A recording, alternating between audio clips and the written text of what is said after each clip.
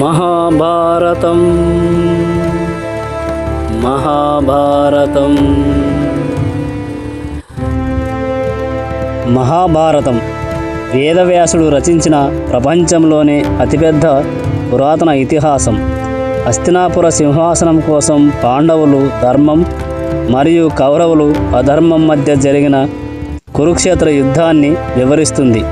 18 పర్వాలుగా ఉన్న ఈ కథ శ్రీకృష్ణుని మార్గదర్శకత్వంలో ధర్మానికి విజయం ఎలా దక్కుతుందో తెలుపుతూ భగవద్గీతను కూడా తనలో ఇమిడ్చుకుంది.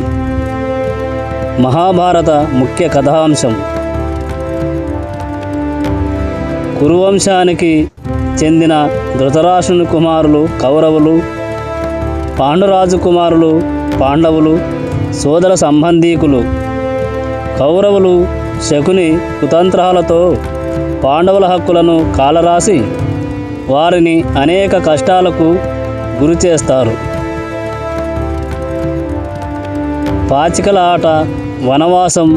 పాచికల ఆటలో శకుని మోసంతో పాండవులు సర్వస్వం కోల్పోయి ద్రౌపది వస్త్రాపహరణం వంటి ఘోర అవమానాలకు గురై 12 ఏళ్ల వనవాసం, 1 ఏడు అజ్ఞాతవాసం చేస్తారు. కురుక్షేత్ర యుద్ధం. పాండవులు తమ రాజ్యం తిరిగి అడిగిన కౌరవులు ఇవ్వకపోవడంతో 18 రోజుల పాటు కురుక్షేత్ర యుద్ధం జరుగుతుంది. శ్రీకృష్ణుని పాత్ర: యుద్ధానికి ముందు అర్జునుడికి కృష్ణుడు భగవద్గీతను బోధించి ధర్మం కోసం పోరాడమని ప్రేరేపిస్తాడు. ముగింపు: యుద్ధంలో భీష్ముడు, ద్రోణుడు, కర్ణుడు, దుర్యోధనుడు వంటి వీరులందరూ మరణిస్తారు. పాండవులు విజయం సాధించి యుధిష్ఠిరుడు అనగా ధర్మరాజు రాజుగా బాధ్యతలు చేపడతాడు. మహాభారతం 15వ అధ్యాయం 5వ భాగం: బకాసుర వధ. పాండవులు ఏకచక్రపురంలో బ్రాహ్మణ వేషంలో నివసిస్తున్నారు. వారు బ్రాహ్మణ వీధుల్లో బిచ్చమెత్తుక్కుంటున్నారు.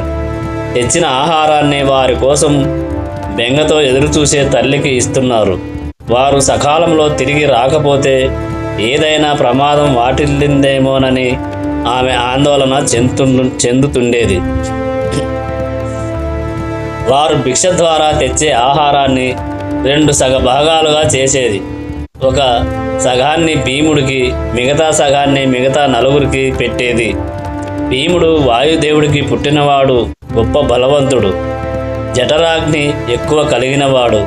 భీముడు పేరుతో వృషకోధరుడనేవాడు కూడా ఒకడున్నాడు.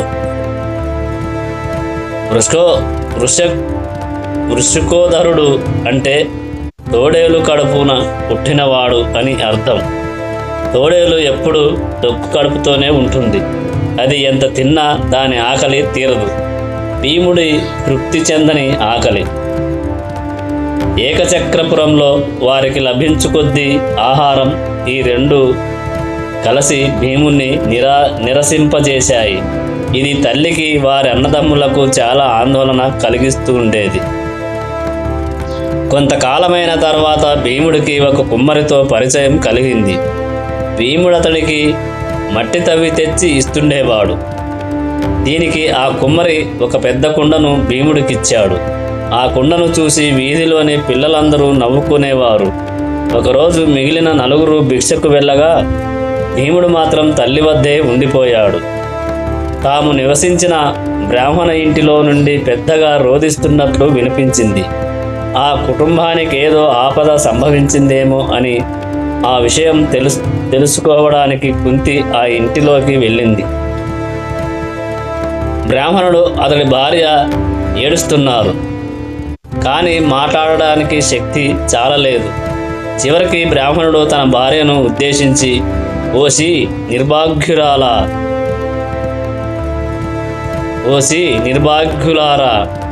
తెలివి తక్కువదానా, ఈ ఊరు విడిచి పోదాం, ఎక్కడైనా బతుకుదాం అని నేనెన్నిసార్లు కోరినా నీవు ఇష్టపడటం లేదు. నేను ఇక్కడే పుట్టి పెరిగాను, నా తల్లిదండ్రులు బంధువులు ఇక్కడే జీవించి చనిపోయారంటూ ఈ ఊరు విడిచిపోవడానికి ఇష్టపడక పట్టుదలతో ఉన్నావు.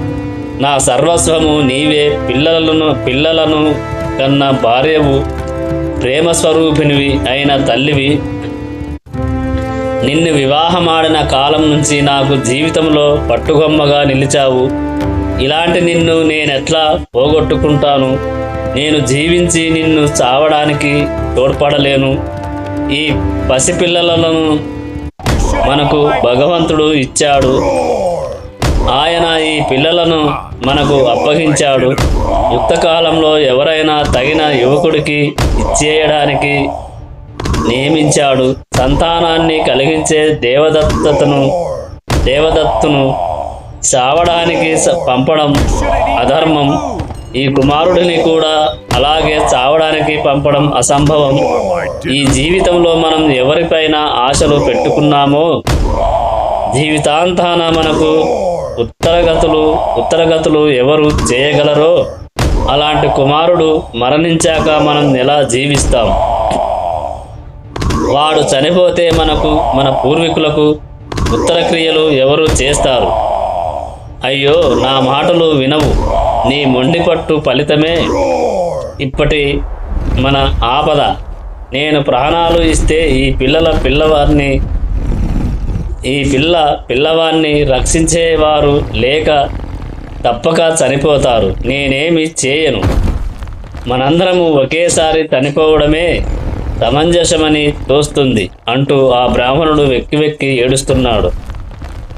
నేను తగిన భార్యనైనా నీకు నేను తగిన భార్యనై ఓ కుమారుణ్ణి కని నా బాధ్యత నిర్వర్తించాను. మీరు పిల్లలను పెంచడానికి సమర్థులు కానీ నేను కాదు. పనికిరాని పదార్థం పారవేస్తే దానిని ఆకలిగొన్న మాంసాహార పక్షులు ఎలా తింటాయో అలాగే ఒక బీద వితంతువు దుర్మార్గులకు మర్యాద లేని వారికి సులభంగా చిక్కుతుంది. నీతిలో ముంచిన ఓ గుడ్డ పేలిక కోసం కుక్కలు జగడమాడి అటూ ఇటూ పీకి దాన్ని చిన్న ముక్కలుగా చేస్తాయి. ఆ ప్రకారంగానే రక్షకుడు లేని స్త్రీ దుర్మార్గుల ఆట వస్తువు అవుతుంది. వాటితో ఇటు అటు ఈడ్చివేయబడుతుంది. తండ్రి లేని ఇద్దరు పిల్లలను రక్షించడం నా తరం కాదు. ఆ పిల్లలు నీరు లేని మడుగులోని చేపల్లాగా చనిపోతారు. కనుక నన్ను రాక్షసుడికి ఇవ్వడమే మంచిది. భర్త జీవించి ఉండగా చనిపోయిన భార్య చాలా అదృష్టవంతురాలు. ఈ సంగతి శాస్త్రాల్లో ఉన్నదనే విషయం మీకు తెలిసిందే. కాబట్టి నాకు వీడ్కోలు ఇవ్వండి. పిల్లలను జాగ్రత్తగా చూసుకోండి. మీతో నేను సుఖపడ్డాను. నేను చాలా ఘనకార్యాలు చేశాను. మీ పట్ల నేను మహాభక్తితో వ్యవహరించాను. కనుక నాకు మోక్షం తప్పక లభిస్తుంది. పతివ్రత అయిన స్త్రీకి చావు అనేది భయమే కలిగించదు. నేను చచ్చిన తర్వాత మరొకరిని పెళ్లి చేసుకోండి. మీరు ధైర్యంగా ఉండి మీ నవ్వు ముఖాన్ని నా కుమారుడికి చూపండి. మీరు నన్ను ఆశీర్వదించి రాక్షసుడి వద్దకు పంపండి. భార్య పలికిన వేదనాభరిత మాటలతో బ్రాహ్మణుడు ఆమెను కౌగిలించుకున్నాడు. ఆమె ప్రేమకు ధైర్యానికి పరవశమయ్యాడు. చిన్నపిల్లాడి వలె ఏడ్చాడు. కొంతసేపు అయ్యాక కుదరదట పడ్డాడు. ఆవేశం, మాటలు నీవు లేకుండా జీవించలేను. వివాహితుడి ప్రథమ కర్తవ్యం భార్యను రక్షించడమే. ప్రేమ కర్తవ్యాన్ని వీడి నిన్ను రాక్షసుడికి ఇచ్చి తరువాత నేను బతికి ఉంటే మహాపాపిని, నిందితుణ్ణి అవుతాను అన్నాడు బ్రాహ్మణుడు. తల్లిదండ్రులు విచారకర సంభాషణను వింటున్న కుమార్తె ఏడుస్తూ, నేను చెప్పేది వినండి. చిన్నదానినైనా నేను చెప్పేవి మీరు వినాలి. ఆ తర్వాత ఏది కర్తవ్యం అని తోస్తే అలాగే చేయండి. నన్నే మీరు రాక్షసుడి వద్దకు పంపండి. నా ఈ శరీరాన్ని త్యజిస్తే మిగతా వారంతా రక్షించబడతారు. ఈ దుఃఖ సాగరాన్ని ఈదటానికి నన్నే తెప్పగా ఉపయోగించుకోండి. మీరందరూ చనిపోయాక ఈ దుష్ట ప్రపంచంలో నేను, నా చిట్టి తమ్ముడు రక్షణ లేక త్వరలో చనిపోతాను. మన కుటుంబం అంతా నా చావుతో రక్షింపబడుతున్నప్పుడు నా మరణం తప్పనిసరి. మీరు నా మంచిని గురించి ఆలోచించినప్పటికీ మీరు నన్ను రాక్షసుడికి ఇవ్వవలసిందే అని కుమార్తె ధైర్యంగా అనడంతో తల్లిదండ్రులు ఆమెను గాఢంగా హత్తుకొని ఏడ్చారు. వీరందరూ ఏడుస్తుండగా పసివాడైన కుమారుడు అమ్మా, నాన్న, అక్క ఏడవకండి అంటూ ప్రతివారి ఒడిలోనూ ఒక్కసారి కూర్చున్నాడు. తర్వాత ఓ కర్ర ముక్క తీసుకొని దాన్ని తిప్పుతూ ముద్దు మాటలతో నేనీ కర్రతో రాక్షసుని చంపుతాను అన్నాడు పిల్లవాడు. కర్రను తిప్పడం, మాట్లాడటం చూసి వారంతా ఆనందించారు. కానీ ఆ తర్వాత మరింత విచారంలో మునిగిపోయారు. తాను జోక్యం చేసుకోవడానికి ఇదే సమయమని భావించిన కుంతీదేవి లోనికొచ్చి వారి విచారానికి కారణమేంటని అడిగింది. ఈ విషయంలో తానేమైనా సాయం చేయొచ్చా అని వారిని ప్రశ్నించింది. బ్రాహ్మణుడు అందుకొని తల్లి, మా విచారం మీరు సాయం చేయడానికి సైతం అతీతమైనది. ఈ పట్టణ ప్రాంతంలో ఓ కొండ గుహ ఉంది. అక్కడ మహాబలవంతుడు క్రూరుడైన బకాసురుడు అనే రాక్షసుడు ఉన్నాడు. 13 ఏళ్ల కిందట తన బలంతో ఈ పట్టణాన్ని వశం చేసుకున్నాడు. అప్పటి నుంచి మాలాంటి మానవులందరినీ క్రూర హింసలు పాల్చేస్తున్నాడు. ఈ దేశ క్షత్రియ రాజు మమ్మల్ని రక్షించలేక వేత్రకి అనే పట్టణానికి పారిపోయాడు. ఇదివరకు రాక్షసుడు తన ఇష్టం వచ్చినప్పుడల్లా గుహ నుంచి బయటకొచ్చి ఆకలితో పట్టణంపై పడి పురుషులను, స్త్రీలను, చివరికి పసిపిల్లలను సైతం తినేస్తున్నాడు. ఈ పరిస్థితుల్లో విచక్షణ లేకుండా మానవులను చంపకుండా ఒక పద్ధతి ప్రకారం వారిని భుజించేలా ఒక ఒప్పందం చేసుకుందామని పురప్రజలు రాక్షసుడికి మొరపెట్టుకున్నారు. నీ ఇష్ట ప్రకారం దుర్మార్గంగా మమ్మల్ని చంపొద్దు. వారానికోసారి నీకు సరిపోయే మాంసం, అన్నం, పెరుగు, మద్యపానీయాలు తదితర పదార్థాలను నీ వద్దకు తెచ్చి ఇవ్వగలం. 2 ఎడ్ల బండికి సరిపడా ఈ పదార్థాలను తీసుకొచ్చి నీకు అందజేస్తాము. బండి తోలేందుకు ఒక మనిషి కూడా పంపుతాము. అన్నం పదార్థాలతో పాటు 2 ఎద్దులను తెచ్చిన ఆ మనిషిని తిని నీ ఆకలి తీర్చుకో. మమ్మల్ని విచక్షణ లేకుండా చంపడం మానుకో అని మొరపెట్టుకున్నారు. దీనికి బకాసురుడు అంగీకరించాడు. ఆ రోజు నుంచి ఈ రాక్షసుడు పట్టణానికి క్రూర మృగాలు, ఇతర భారీ నుంచి రక్షిస్తున్నాడు. ఈ ప్రకారంగా చాలా సంవత్సరాల నుంచి జరుగుతుంది. అందువల్ల మేమీ బాధను తట్టుకోలేకపోతున్నాం. ఈ దేశంలో ఆ రాక్షసుడి బారి నుంచి ప్రజలను రక్షించగలిగే వీరుడెవ్వడూ కనిపించలేదు. అలా వెళ్ళిన అనేక మంది రాక్షసుడికి ఆకలికి బలయ్యారు. తల్లి, మా దేశపు రాజే మమ్మల్ని రక్షించలేకపోయాడు. ఏ దేశపు రాజు బలహీనుడో ఆ దేశంలోని ప్రజలు వివాహం చేసుకున్న పిల్లలను కనకూడదు. తగిన గృహస్థాశ్రమం, విద్య, నాగరికత, సౌఖ్యం, సౌమ్యుడు, బలవంతుడైన రాజు పాలనలోనే ఉంటాయి. తగిన రాజు పాలనలో లేనప్పుడు అవి రక్షించబడవు. చాలా కాలం నుంచి ఇతరులు పడే బాధలను కల్లారా చూసి విచారిస్తున్న మాకు ఈరోజు రాక్షసుడికి ఆహారంగా పంపడానికి మా వంతు వచ్చింది. మాలో ఎవరైనా రాక్షసుడికి ఆహారం అయిపోతే మిగతా వాళ్ళం బ్రతకలేము. కనుక నేను, నా కుటుంబం అంతటితో కలిసి రాక్షసుడి వద్దకు వెళ్తాము. దుర్మార్గుడైన ఆ మాంసభక్షకుణ్ణి మా అందరినీ తిని కడుపు నింపుకోనివ్వండి. ఈ బాధతో మిమ్మల్ని కష్టపెట్టాము. మీరు అడిగారు కనుక చెప్పాను. దేవుడు ఒక్కడే మాకు సాయం చేయగలడు. అయితే ఆ ఆశను కూడా వదిలిపెట్టేశాము అని కుంతీదేవితో అన్నాడు బ్రాహ్మణుడు. అంత విన్న కుంతి ఈ సమాచారాన్ని భీమసేనుడి చెవిన వేసింది. తిరిగి మళ్ళీ బ్రాహ్మణుడి వద్దకు వచ్చి, విచారంతో ఉత్సాహాన్ని పోగొట్టుకోకండి. భగవంతుడు మనందరికీ అతీతుడు. నాకు 5 కుమారులు కలరు. వారిలో ఒకడు బకాసురుడికి అన్నం తీసుకువెళ్తాడు అన్నది కుంతి. ఈ మాటలు విన్న బ్రాహ్మణుడు ఆశ్చర్యచకితుడయ్యాడు, తుల్లిపడ్డాడు. తర్వాత విచారగ్రస్తుడై ఇలాంటి పనికి తాను అంగీకరించబోనని చెప్పాడు. ఓ ఈ బ్రాహ్మణోత్తమ, భయపడొద్దు. నా కుమారుడు మంత్రశక్తిని పొందినవాడు, మంచి ప్రజ్ఞవంతుడు. వాడు నిశ్చయంగా ఆ రాక్షసుని చంపుతాడు. ఇలాంటి రాక్షసులను ఎంతమందిని చంపడం నేను చూశాను.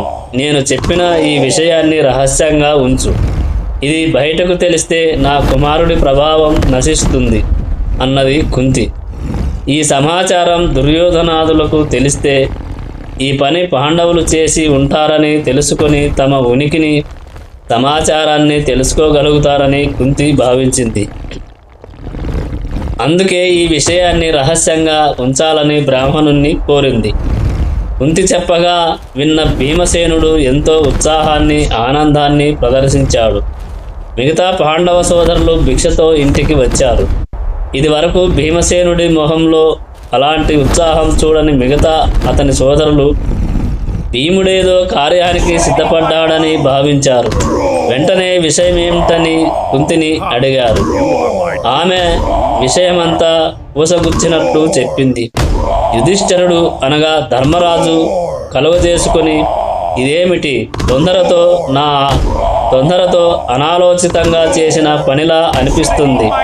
భీముడి బలాన్ని నమ్మి మనమందరం ఏ చింత భయం లేకుండా నిద్రపోతున్నాం. వంచకులైన మన శత్రువులు హస్తగతం చేసుకున్న రాజ్యాన్ని భీముడి పరాక్రమంతో తిరిగి పొందాల్సి ఉంది. భీముడి బలపరాక్రమం వల్లనే కదా మనమందరం లక్క ఇంటి నుంచి రాగలిగాము.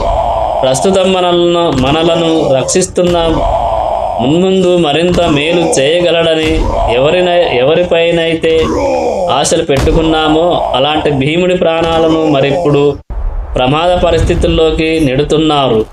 మీరు పడ్డ కష్టాలు మీ బుద్ధిని పాడు చేశాయనుకుంటున్నాను అన్నాడు యుధిష్ఠిరుడు అనగా ధర్మరాజు.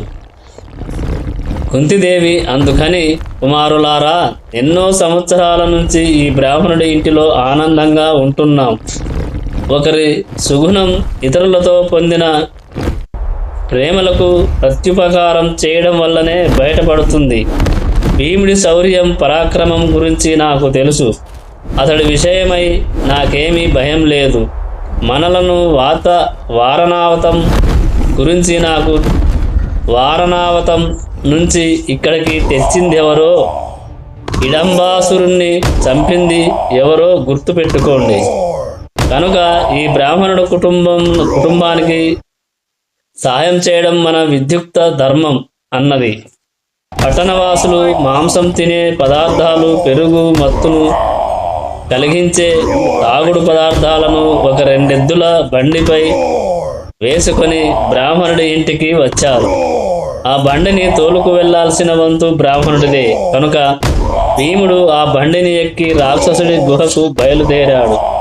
బండి రాక్షసుడైన బకాసురుడి గుహకు కొంత దూరానికి చేరగానే ప్రజలంతా భీముడి శకటాన్ని వదిలి అపాయం లేని స్థలానికి వెళ్ళారు.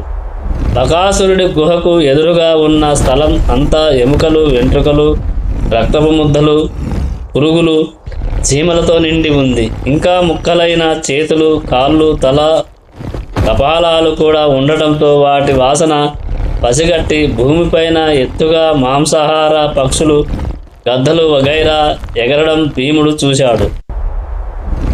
బండిని ఆపాడు. వాటిలోని ఆహార పదార్థాలను తినడం మొదలుపెట్టాడు. బకాసురుడితో యుద్ధం వల్ల ఈ పదార్థాలు పాడైపోతాయి. కనుక ముందుగానే తినడం మంచిది.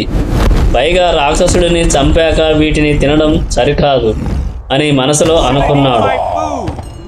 తాను ఆహారం భుజించే సమయం దాటిపోవడంతో రాక్షసుడు గుహ నుంచి బయటకు వచ్చి తెరపారా చూశాడు. గుహ ఎదుట స్థలంలో నిలిపిన బండిలోని ఆహారాన్ని భుజిస్తూ భీముడు రాక్షసుడి కంట పడ్డాడు.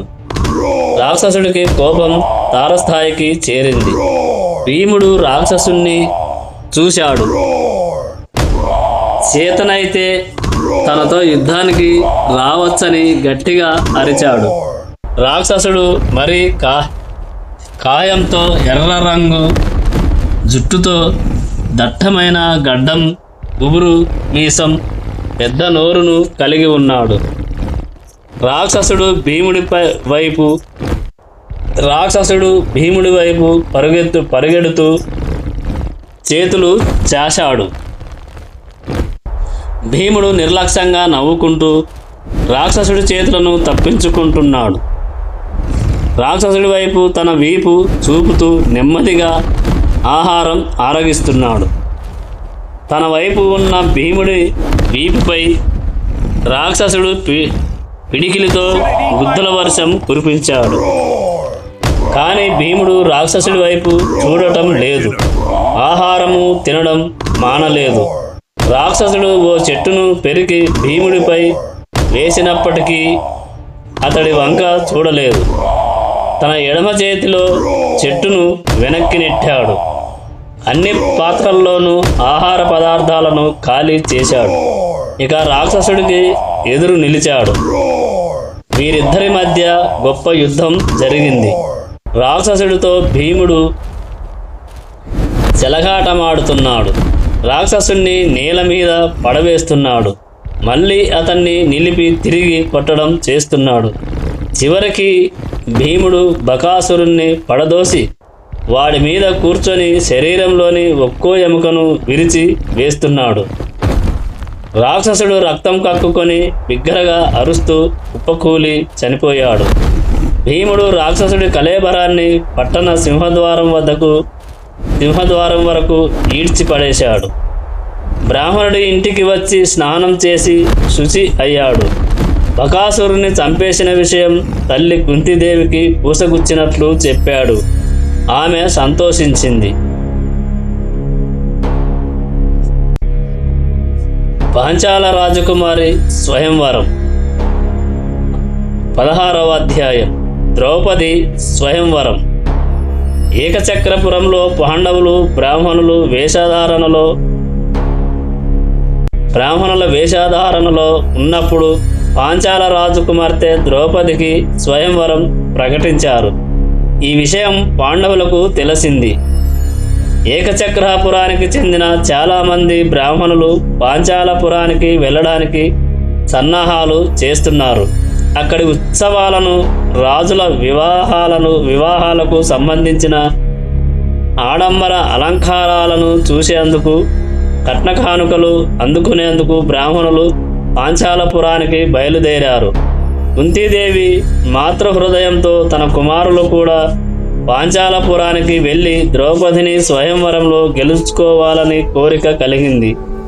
ఆ విషయమే యుధిష్ఠిరుడితో అనగా ధర్మరాజుతో ప్రస్తావించింది. మనం ఈ పట్టణంలో చాలా కాలం ఉన్నాము. మరో చోటకు వెళ్ళడం మంచిది. ఇక్కడి కొండలు, లోయలు చూసి చూసి విసిగిపోయాం. మనకు ఇచ్చే భిక్షా ఆహారం తగ్గిపోతున్నది. మనల్ని ఇక్కడ గౌరవిస్తున్నారని దీర్ఘకాలం ఉండకూడదు. ద్రుపదరాజు రాజ్యం న్యాయయుక్తంగా నడుస్తున్నదని, సకల ఐశ్వర్యాలతో నిండి ఉందని వింటున్నాం. మనము ఆ ద్రుపదుని రాజ్యానికి వెళ్దాం. ప్రపంచ జ్ఞానంలోనూ బుద్ధి కుశలతలోనూ కుంతిదేవిని మించిన వారు లేరని ప్రతీతి. ఆమె తన కుమారుల మనసులోని కోరికలను గ్రహించింది. వారు తనను అడగడానికి బిడియము, సిగ్గు పడతారని ఊహించి ఆమె పై విధంగా అన్నది. బ్రాహ్మణులు స్వయంవరాన్ని తిలకించేందుకు గుంపులుగా వెళ్తుండగా వారిలో కలిసి పాండవులు కూడా బ్రాహ్మణుల వేషంలో వెళ్ళారు. పాండవులు కుంతి ఓ కుమారుణ్ణి ఇంట బీద బ్రాహ్మణుల మాదిరిగా బస చేశారు. ద్రుపదుడు ద్రోణుడు బహు సైన్యంతో బయటకు అన్యోన్యంగా ఉన్న ద్రుపదుడు మాత్రం ద్రోణుడు తనను పరాభవించిన సంగతిని ఎన్నడూ మరవలేదు. ఆ పరాభవాన్ని క్షమించలేడు. తన కుమార్తెను అర్జునుడికి భార్యగా చేయాలని ఉండేది. ద్రోణుడు అర్జునుడిని మిక్కిలి ప్రేమిస్తాడు. అందువల్ల అర్జునుడి మామ అయ్యే తన పట్ల ద్రోణుడు శత్రుభావంతో ఉండలేడు. ఏదైనా యుద్ధం సంభవిస్తే అర్జునుడి మామ అవడం వల్ల ఇంకా శక్తిమంతం కాగలడు. వారణావతంలో పాండవులు చనిపోయారని విని ద్రుపదుడు దుఃఖసాగరంలో మునిగిపోయాడు. తరువాత పాండవులు చనిపోకుండా పారిపోయారని విని కొంత సంతోషం వ్యక్తం చేశాడు. స్వయంవరానికి వచ్చేవారికి ఇతర అతిథులకు తగు వసతి గృహాలు అందంగా నిర్మించారు. ఈ నూతన గృహాల మధ్య స్వయంవర భవంతి చాలా సుందరంగా నిర్మించాడు. చూడదగిన దృశ్యాలు, ఆడదగిన ఆటలు మొదలైనవన్నీ ఏర్పాటు చేశారు. ప్రజలను ఇవి విశేషంగా ఆకర్షిస్తున్నాయి. వరుసగా 14 రోజులు గొప్ప విందులు ఏర్పాటు చేశారు. స్వయంవర భవంతిలో విశాలమైన స్థలంలో ఒక పెద్ద ఉక్కు బాణాసనాన్ని ఉంచారు. ఎవరైతే ఈ బాణాసనానికి నారి తగిలించి ఒక ఉక్కు బాణం గురిపెట్టి అంతరిక్షంలో వలయాకారంగా తిరిగే ఒక చక్రం మధ్య రంధ్రం ద్వారా నిర్దిష్ట పదార్థాన్ని పుట్టగలడో అతడు ద్రౌపదికి వరుడు కాగలడు అన్నాడు ద్రుపదుడు. ఈ కార్యసాధనకు మనుషులకు అతీతమైన బలం, ఉపాయం, లాఘవం, పరిశ్రమ అవసరం. ద్రుపదుడు స్వయంవరానికి వచ్చిన వారితో ద్రౌపదిని పొందగోరే వీరుడు పైన ఉదహరించిన కార్యాన్ని చేయాలి అన్నాడు. భరతఖండంలోని ఆయా ప్రదేశాల నుంచి చాలామంది రాజపుత్రులు స్వయంవరానికి వచ్చారు. ధృతరాష్ట్రుడి కుమారులు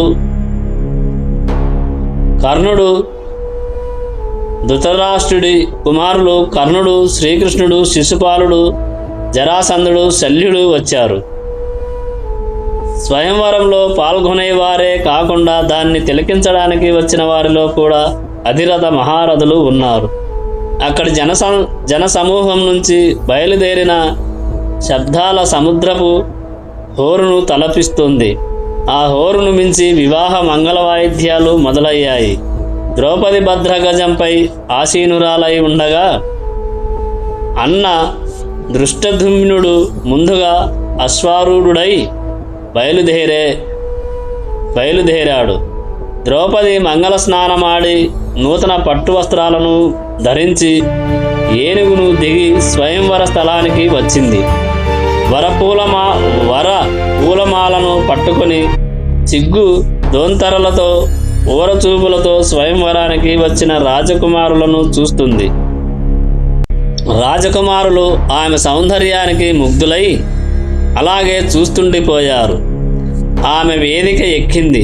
బ్రాహ్మణుల మంత్రోచ్చరణాలతోనూ అగ్నిహోత్ర హోమాలతోనూ స్థలమంతా ధ్వనిస్తుంది.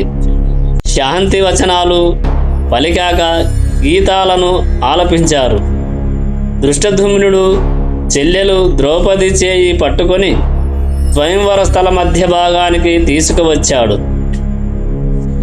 అతడు బిగ్గరగా, ఈ సభలో కూర్చున్న ఓ రాజపుత్రులారా, దయచేసి వినండి. ఇక్కడ శరాసనం ఉంది. పైన గురిపెట్టి కొట్టడానికి నిర్దిష్ట వస్తువు ఉంది. ఇక్కడ బాణాలున్నాయి. తిరుగుతున్న చక్రం మధ్యలో ఉన్న రంధ్రం ద్వారా 5 బాణాలను వరుసగా వదిలి గురి తప్పకుండా నిర్దిష్ట జీవ పదార్థాన్ని పడగొట్టాలి. అలా పడగొట్టినవాడు మంచి కుటుంబీకుడై ఉండాలి. సుఖముఖుడై కూడా ఉండాలి, అప్పుడే నా చెల్లెలను పొందగలుగుతారు అన్నాడు.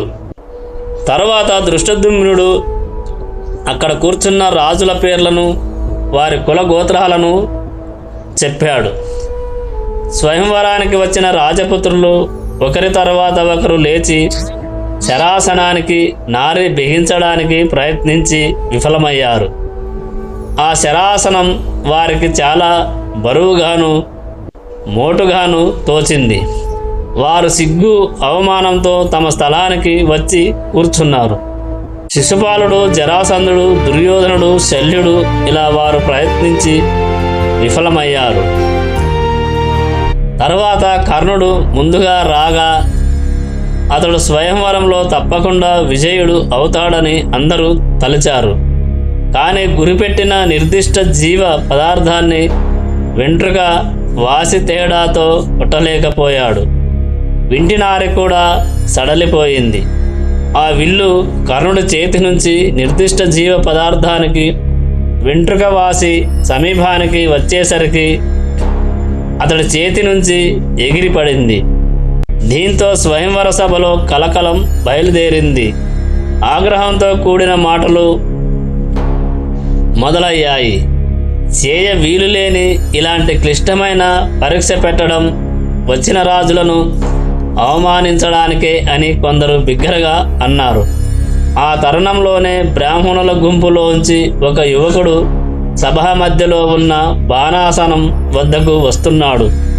దీంతో సభలో కలకలం సర్దుమణిగి నిశ్శబ్దం నెలకొన్నది. అతడు బ్రాహ్మణ వేషంలో ఉన్న అర్జునుడు అని రాజపుత్రులకు తెలియదు. ఆ బ్రాహ్మణ యువకుడు బాణాసనం వద్దకు వచ్చి అక్కడ నిలబడగానే ప్రజల్లో చాలామంది ఎగతాళిగా మాట్లాడుకోవడం ప్రారంభించారు. బ్రాహ్మణుల్లో కొందరు తమలో స్వయంవర పోటీకి వచ్చిన యువకుడు ఉన్నాడని సంతోషించారు. మరికొందరు కర్ణుడు, శల్యుడు వంటి వారు చేయలేని ఘనకార్యాన్ని మనవాడు చేయగలడా అంటూ ఎందుకు ఇలాంటి ప్రయత్నాలు చేయడం అని గొనుగుకున్నారు. ఇంకొందరు ఆ బ్రాహ్మణుడి అంగపౌష్ఠవం, టీవీ, భుజబలం చూసి ఆశ్చర్యపోయారు.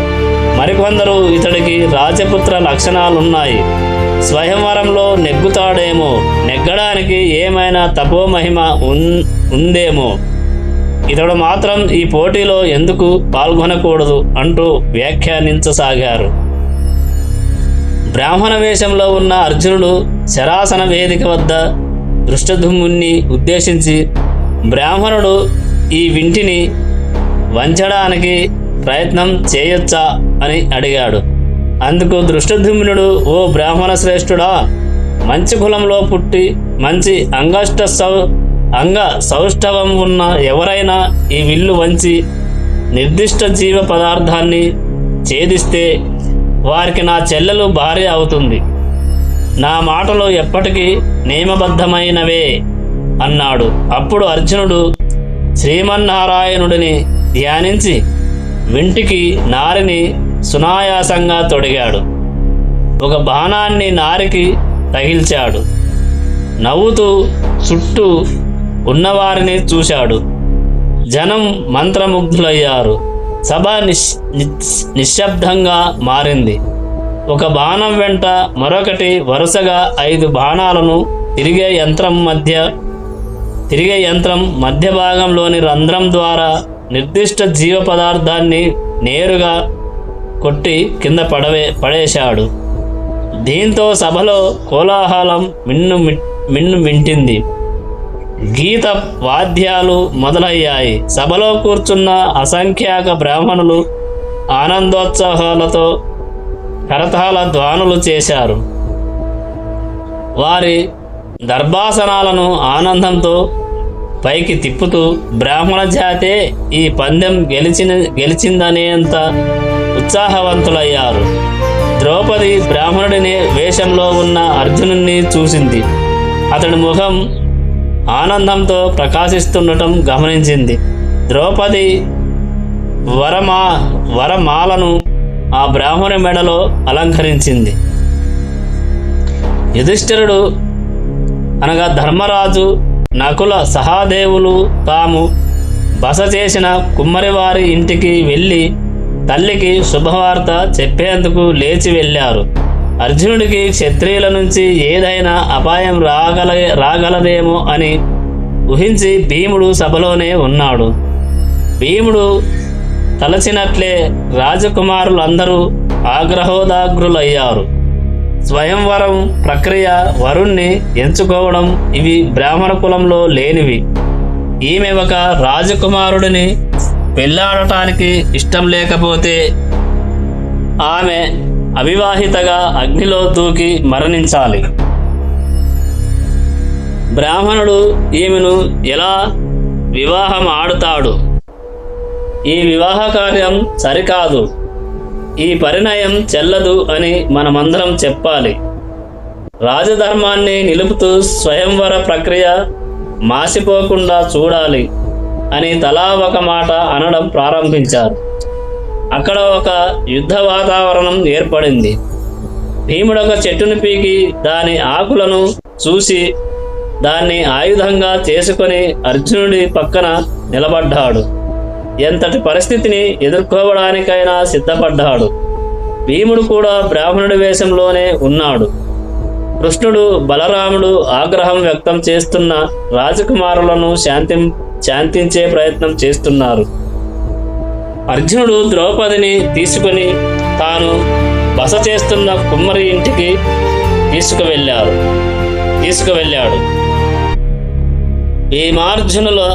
భీమార్జునులు ద్రౌపదిని తమ బసకు తీసుకుని వెళ్తుండగా దృష్టద్యుమ్నుడు వారికి కనిపించకుండా అనుసరించాడు. అక్కడ అతడు చూసిన దృశ్యానికి ఆనంద పరవశుడయ్యాడు. వెంటనే తండ్రి వద్దకు వెళ్ళి, నేను వారికి కనబడకుండా చెల్లిని అనుసరించాను. తండ్రి, వారు పాండవులని నా అనుమానం. అక్కడ 5 బ్రాహ్మణ యువకులు, ఒక గౌరవనీయురాలైన స్త్రీని చూశాను. ఆమె కుంతీదేవే అయి ఉంటుంది అన్నాడు. బ్రాహ్మణ వేషాల్లో ఉన్న మహిళను, కుంతిని, 5 అన్నదమ్ములను, పాండవులను తన రాజప్రసాదానికి ఆహ్వానించాడు ద్రుపదుడు. వారు తాము పాండవులమని ద్రుపదుడికి చెప్పారు. తాము 5 ద్రౌపదిని వివాహమాడటానికి నిశ్చయించామని కూడా చెప్పారు. వారు పాండవులు అని తెలుసుకున్నాక ద్రోణుడి విషయమై ద్రుపదుడిలో ఉన్న భయాందోళన పోయింది. కానీ పాండవులు 5 ద్రౌపదిని వివాహమాడతామన్న అంశంపై చీకాకు పడ్డాడు.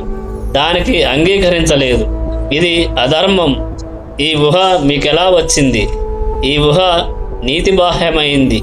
ఇది వరకెన్నడూ కని విని ఎరుగనిది అన్నాడు ద్రుపదుడు. యుధిష్ఠిరుడు అందుకుంటూ, ఓ రాజా, దయవుంచి మమ్మలను క్షమించు.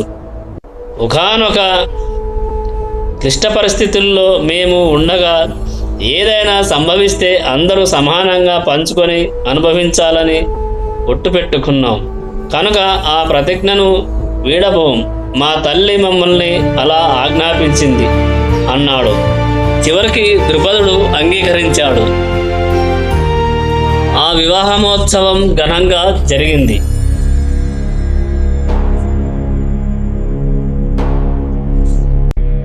మిగతాది రేపటి వీడియోలో తెలుసుకుందాం.